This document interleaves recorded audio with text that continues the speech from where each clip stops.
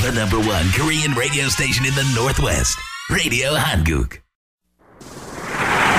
You're listening to KSUH Puyallup, AM 1450, and KWYZ Everett, AM 1230. Number one Northwest Korean radio. This is Radio Hanguk.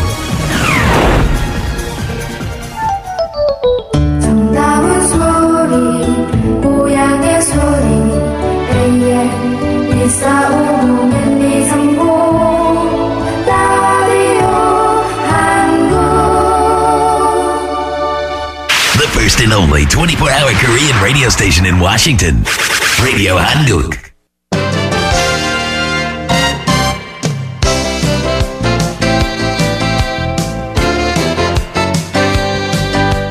(12시) 정보 데이트.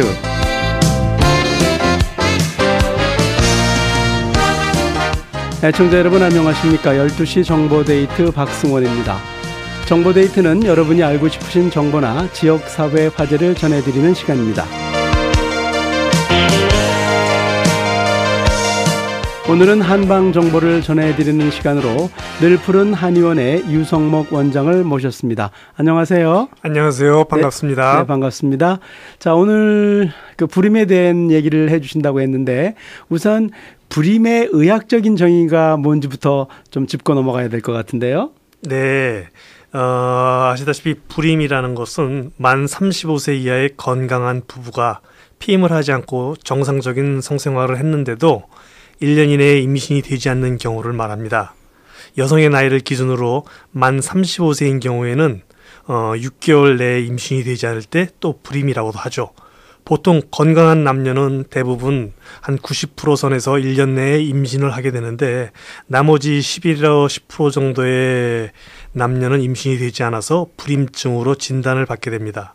그러나 이 불임의 기준이 된다고 하더라도 이것이 반드시 어떤 질병 상태를 말하는 것은 아니죠. 네. 즉 임신이 안 된 지 1년이 지났다고 하더라도 실제로 수정 자체가 불가능한 경우는 거의가 없습니다. 또 치료를 받지 않아도 시간이 지나서 자연스럽게 임신하는 경우가 많기 때문에 이런 기준은 그 의학적인 상담이 필요한 일시적인 난임 상태다라고 이 정도로 이해하시는 것이 정확합니다. 네. 그러나 그 조기 폐경, 과소월경, 내막증, 자궁근종 이런 재반 여성 질환들은 불임의 원인으로 알려져 있죠. 예. 그러니까 이제 그런 질병이 없는데도 불구하고 아무런 문제가 없는데도 남자도 문제가 없고 여자도 아무런 문제가 의학적으로 없다고 보는데 임신은 되지 않는다. 이랬을 때 이제 불임이라고 하는데 불임 자체가 이제 병은 아니라는 뜻이죠. 그렇죠. 이제 진단받기 전까지의 그 과정에서 네. 확실치 않은 정보를 가지고 자기가 혹시 그런 거에 불임이 되지 않을까라 기우하시는 분들이 많은데 네. 그거는 자연스럽게 해소되는 부부분도 있으니까 네. 너무 조급하게 생각하지 않으셨으면 좋겠습니다. 네. 노력을 해야 되겠죠. 여러 가지로. 네. 자, 근데 가끔 원인 불명이라는 말 자체도 좀 그런데요. 원인 불명 불임이란 말이 있거든요. 네. 이게 무슨 말이에요? 네.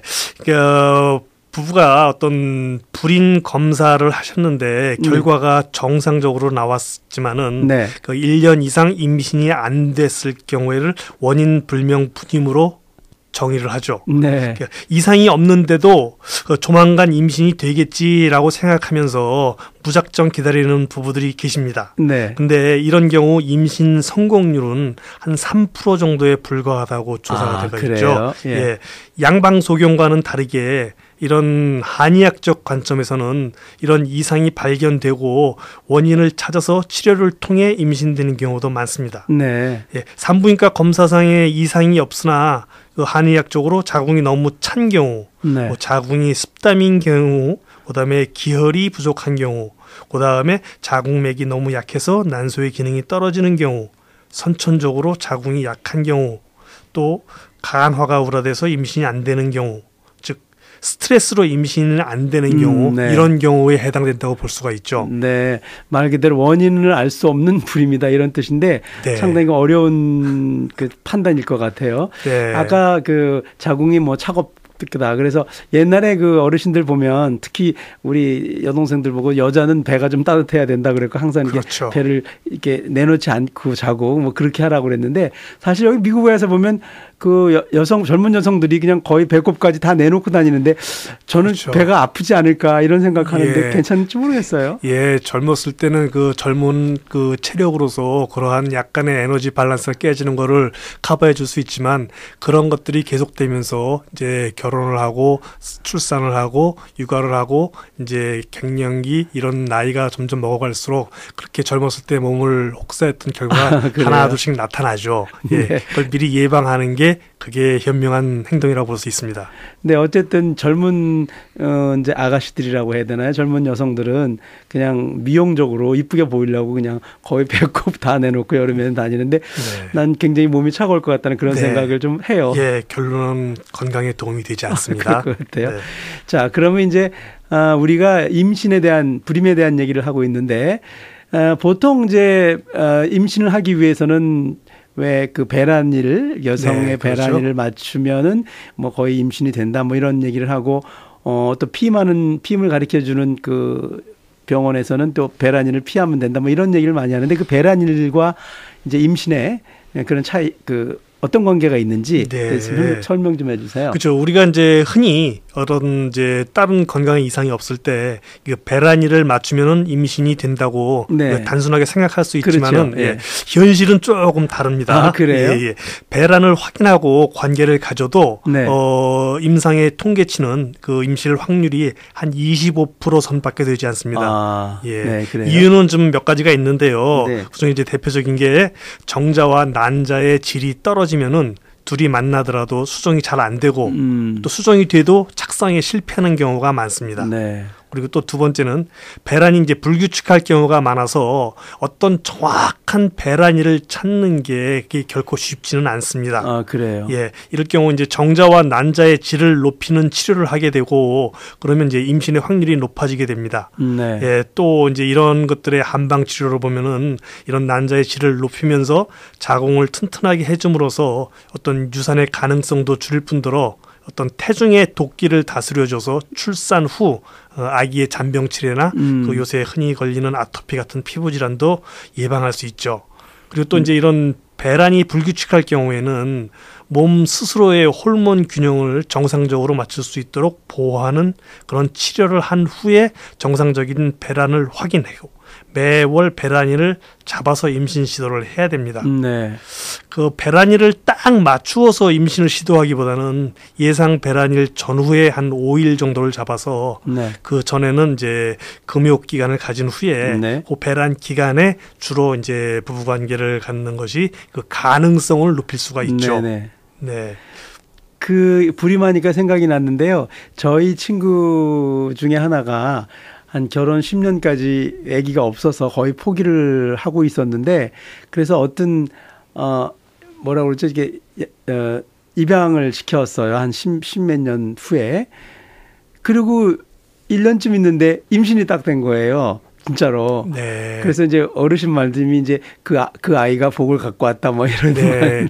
예전에 이제 그런 주변에 그런 얘기가 가끔가다 들리긴 하는데 네. 예, 그런 경우에는 이제 물론 이제 그 환자의 직접적인 어떤 그 진찰을 해봐야 결과가 나올 수 있겠지만은 대부분의 어떤 그런 경우에 해당되는 경우는 시민성인 경우가 많거든요. 네. 그래서 그런 시민성으로 인해서 몸에 어떤 호르몬 관계가 좀 변화가 됐을 때 네. 어떤 저 예상 밖의 결과가 나올 수도 있겠죠. 근데 네. 그런 경우는 일반적이지 않으니까 물론 그렇죠. 그런 경우를 너무 이렇게 기대하시면 또 좀 그렇죠. 곤란하겠죠. 네, 예, 이제 예. 제가 지금 불임에 대한 얘기를 하다 보니까 그 네. 생각이 났어요. 그래서 그 아이가 복덩이다 이제 그런 얘기를 하는데 지금 말씀하신 것처럼 맞습니다. 그 아이를 데려다가 기르려고 마음 먹고 이 심신에 어떤 심미경의 변화가 생기면서 이제 몸에 변화가 그렇죠. 생겨서 네네. 어쩌면 사실은 임신이 됐는지도 모르겠다는 그런 말씀인데 저도 그렇게 생각을 하기는 했었어요. 네.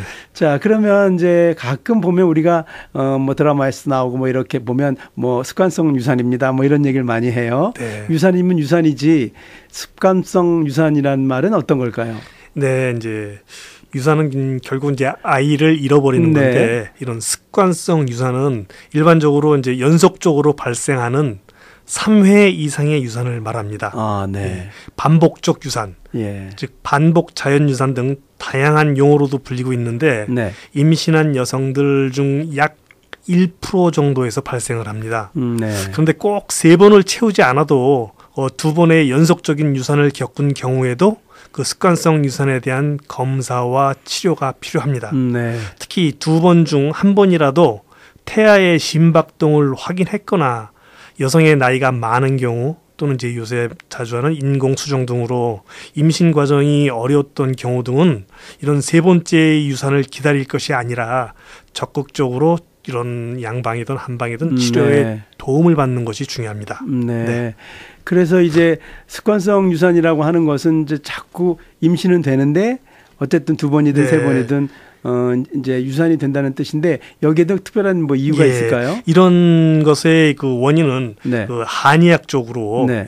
임신을 위해서는 어떤 신기 즉 신장의 기운이 충만해야 합니다. 네. 그 신기란 어떤 신장의 기운을 의미하면서 한의학적으로 생식기관을 주관합니다. 네. 즉 신기가 충만하다는 것은 여성한테는 자궁과 난소의 기능이 아주 정상적이란 뜻이고 만약 신기가 허약하고 기혈이 부족하면은 임신이 잘 되지 않고 설령 임신이 돼도 익지 않은 열매가 떨어지듯이 유산에 이르게 됩니다. 네. 또 이제 그 외로 기타 질병, 자궁근종이나 자궁성근종 등 어떤 자궁 질환이 있는 경우에도 습관성 유산이 발생될 수가 있죠. 네. 이런 것들에 대한 한의학적 치료 방법은 부족한 신기를 보충해주거나 기혈을 보호해주고 어혈이나 울체된 부분이 있을 경우에는 이를 풀어주는 방법들을 사용하게 됩니다.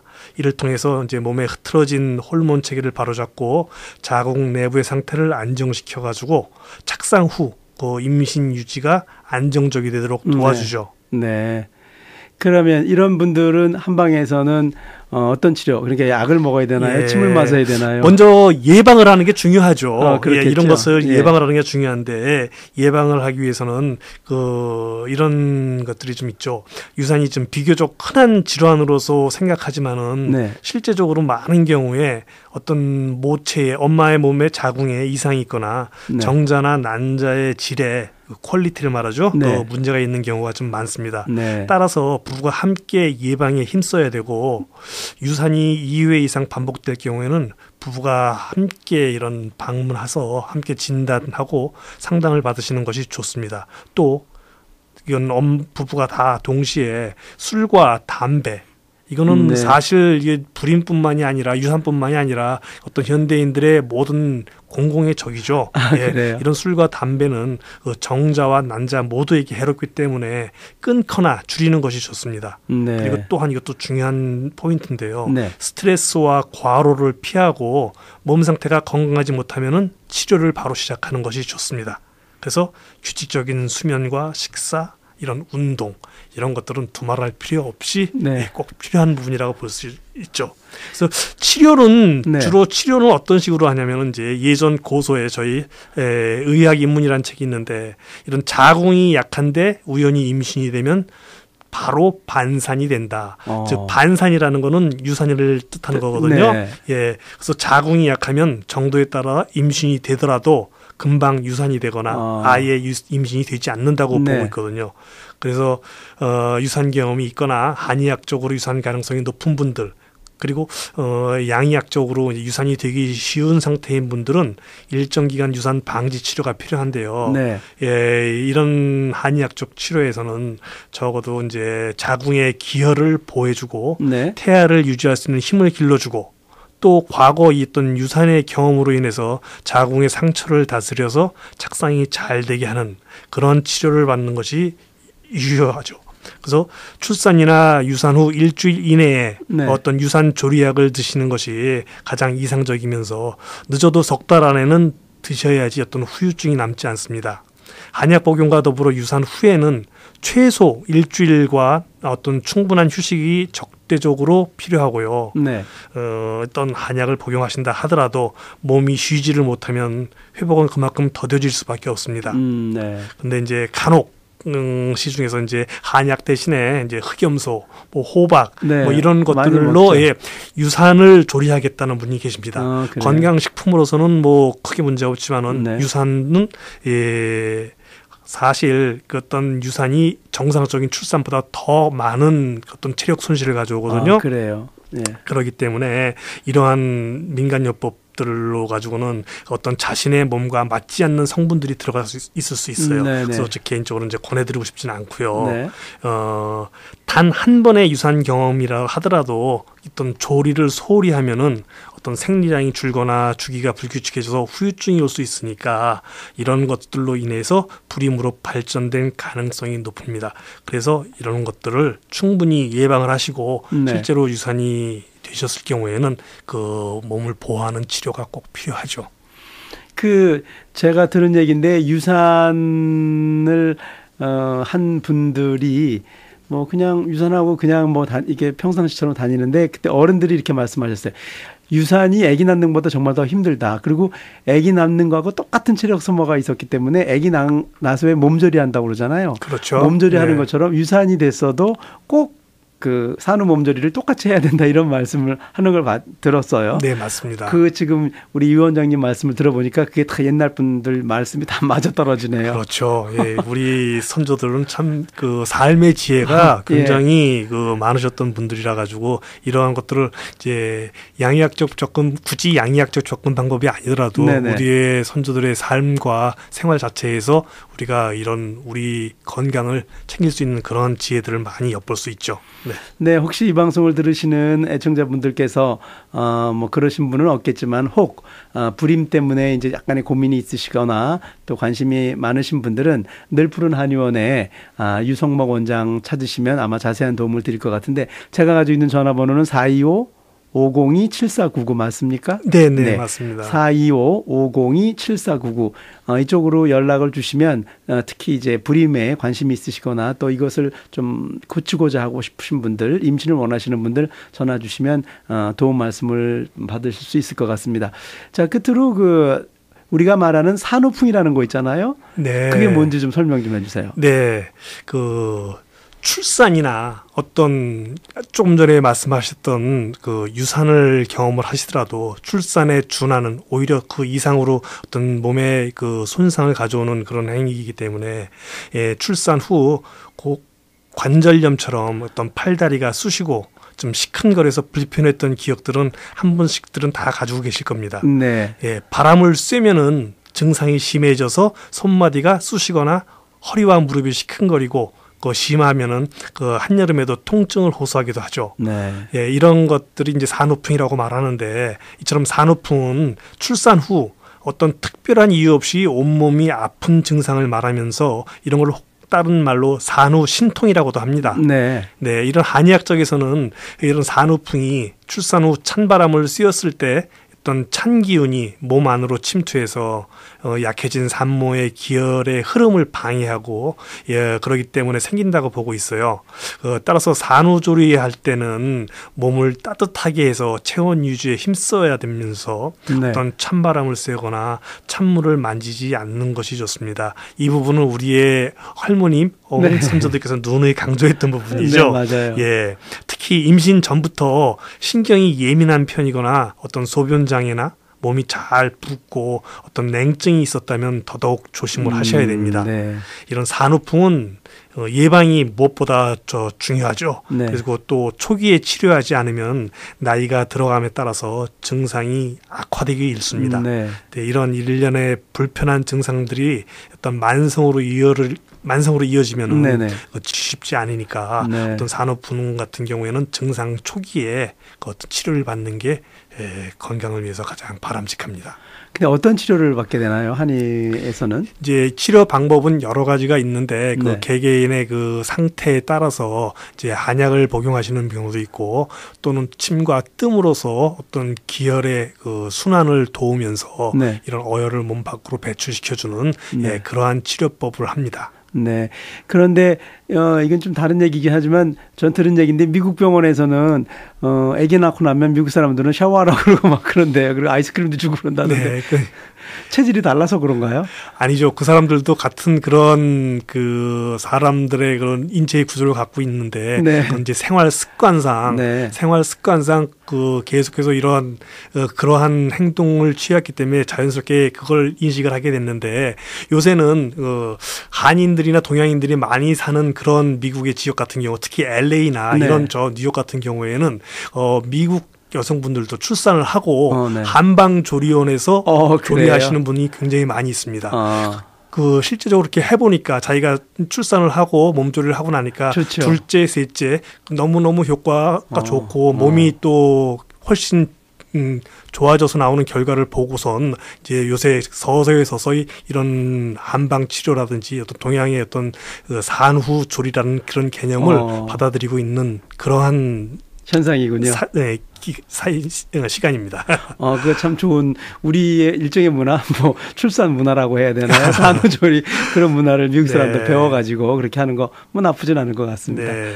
오늘 좀 재밌는 말씀이고 또 우리가 몰랐던 그런 상식들을 많이 전해주셨는데요. 혹시 불임 때문에 고민을 가지고 계신 분이라거나 그런 분들을 위해서 제가 전화번호 다시 한번 불러드리겠습니다. 425-502-7499 늘 푸른 한의원의 유성목 원장을 찾으시면 자세한 도움 말씀을 드릴 수 있을 것 같습니다. 지금까지 늘 푸른 한의원의 유성목 원장이었습니다.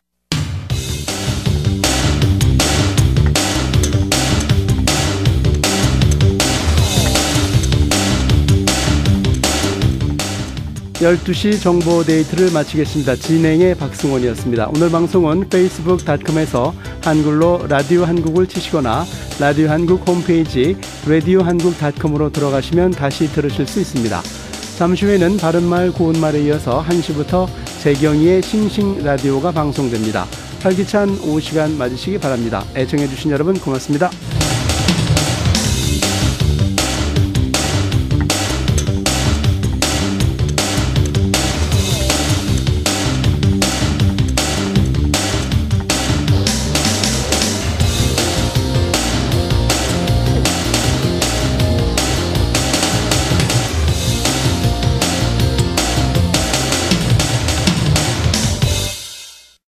The #1 Korean radio station in the Northwest, Radio Hanguk.